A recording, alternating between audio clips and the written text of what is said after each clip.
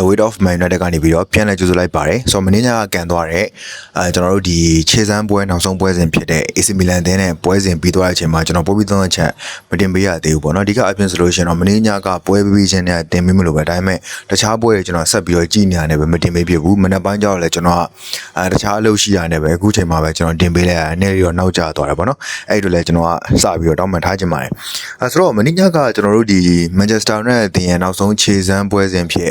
်ပိုလန်နိုင်ငံမှာဒါကန်သွားတယ်ဗောနော် AC Milan တင်းနဲ့ကန်သွားတယ် AC Milan ဆိုတာလည်းအကုန်လုံးသိပြီးသားအတိုင်းပဲကျွန်တော်တို့ဒီ Man United တင်းရဲ့နီးပြဟောင်း Ruben Amorim ကိုင်နေတဲ့အသင်းပေါ့နော်ဆိုတော့အဲ့ဒီအသင်းကိုတော်များတော့နိုင်ကျင်ကြတယ်ကျွန်တော်လည်းကိုချင်းစာပါတယ်ဘာလို့လဲဆိုတော့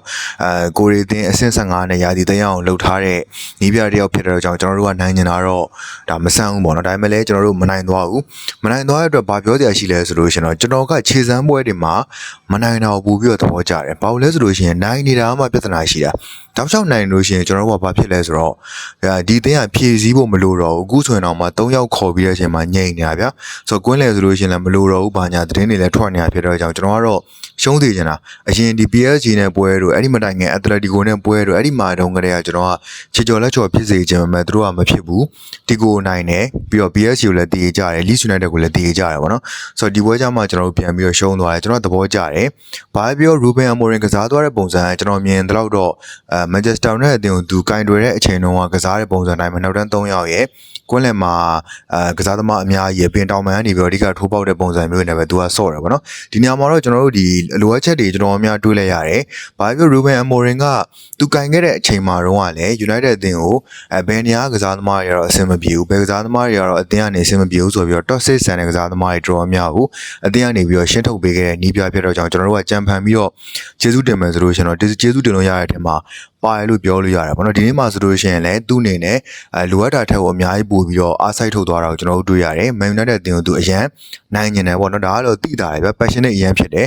Man U ကစားသမားတွေကနည်းနည်းလေး short ပြီးတော့ကစားနေတဲ့အချိန်မှာတော့မှဟောဘက်ကနေပြီးတော့အသေးအတန်ကြီးကန်နေတာကိုကြည်ချင်းအပြင် passion အရန်ဖြစ်နေတာကိုကြည်ချင်းအပြင်တော့သူတို့အရန်နိုင်နေတယ်ဆိုတာကတော့သိတာတယ်ဗောနော်အဲကြောင့်မလို့နိုင်ကန်သွားတယ် Ruben Amorim ကလည်း United အသင်းမှာဒီနေရာကြီးလိုနေတယ်ဆိုတော့မပြောဘဲနဲ့ထောက်ပြသွားတဲ့ပုံစံမျိုးတစ်ခုမှရှိတာဖြစ်တော့ကျွန်တော်ကတော့သဘောကျပါတယ်ဘာပဲပြောဒီလိုမျိုးလုပ်ပြလိုက်တာကကျွန်တော်တို့အတွက်မိမောင်းထိုးပြရလဲရောက်တယ်ဘယ်နေရာမှာဘယ်ကစားသမားတွေဖြစ်တင်လဲဆိုတော့လဲကျွန်တော်ကပို့ပြီးတော့မြင်သွားတာပေါ့နော်ဒါလေးကိုတော့ကျွန်တော်ကသဘောကျပါတယ်အခုဆိုလို့ရှိရင်လည်းဗျာသူဂိုးသွင်းတဲ့ပုံတွေကိုကြည့်မယ်ဆိုလို့ရှိရင်ဂွန်ဂါလိုရာမို့စ်သွင်းတဲ့အလုံးတွေပဲကြည့်ကြည့်တစ်ဖက်ကဒီ Ruben Loftus-Cheek တို့ပါသွင်းပြီးတော့ဆွဲပြီးဝိုင်းသွင်းဝိုင်းအလုံးတွေပဲကြည့်ကြည့်ဘယ်ချမ်းကြီးတော်လေးတောက်လျှောက်ပေါက်နေတာကိုကျွန်တော်တွေ့ရတယ်လူချောနဲ့တော့ဘလို့မအောင်အဆင်မပြေဘူးပြီးခဲ့တဲ့နှစ်ပေါ့နော်ရာသီတုန်းကနောက်ဆုံးပွဲပြီးကန်ဒီအချိန်တွေမှာလည်းအဲ့ဒီဘက်ချမ်းကြီးတောက်လျှောက်ဒိုးပေါ်ကြီးပေါက်နေတာကိုကျွန်တော်တို့တွေ့တယ်ဒါပေမဲ့လည်းအမှုမဲ့ပဲပေါ့နော်ဒီချိန်မှာဆိုလို့ရှိရင်တော့အမှုမဲ့မဟုတ်တော့ဘူးအဲ့နေရာတေချာပေါက်ကိုပြန်ပြီးတော့ဖာတီရတော့မယ့်နေရာအခုဆိုလို့ရှိရင်သတင်းရထွက်နေတယ်လူဝစ်ဆောတို့ဘာလို့ပဲခေါ်มาလားဒါတွေ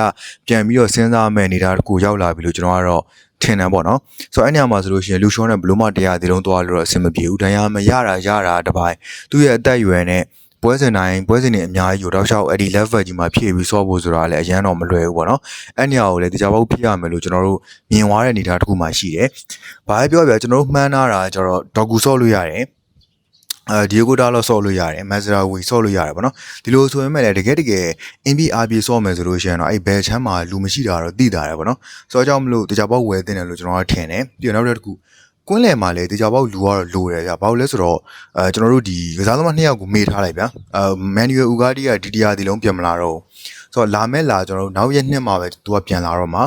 မီဆန်မောကလည်းတရားရသွားပြီဘလောက်နားမှန်ကျွန်တော်တို့မသိသေးဘူးပေါ့နော်အဲ့လိုအနေထားမျိုးမှာဆိုလို့ရှိရင်တော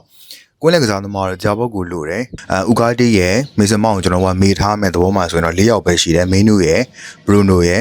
့ပြီးလို့ရှိရင်ကျွန်တော်တို့ဒီအစ်စ်ခေါ်ထားတဲ့ Andre Santos ရဲ့ Yuri Tielemans ရဲ့ပေါ့နော်ဒီထဲမှာဆိုလို့ရှိရင် Yuri Tielemans ကနည်းနည်းလေးတော့တန်ရာရလွယ်တယ်ပေါ့နော်အဲကြောင့်မလို့ကျွန်တော်တို့နောက်ထပ် backup 2ယောက်လောက်ကတော့ဒီကြပေါက်ခေါ်တင်တယ်အခုချိန်မှာဗျာကျွန်တော်တို့က quality ဆိုတာထက် quantity ပါလိုနေတဲ့အနေထားပေါ့နော်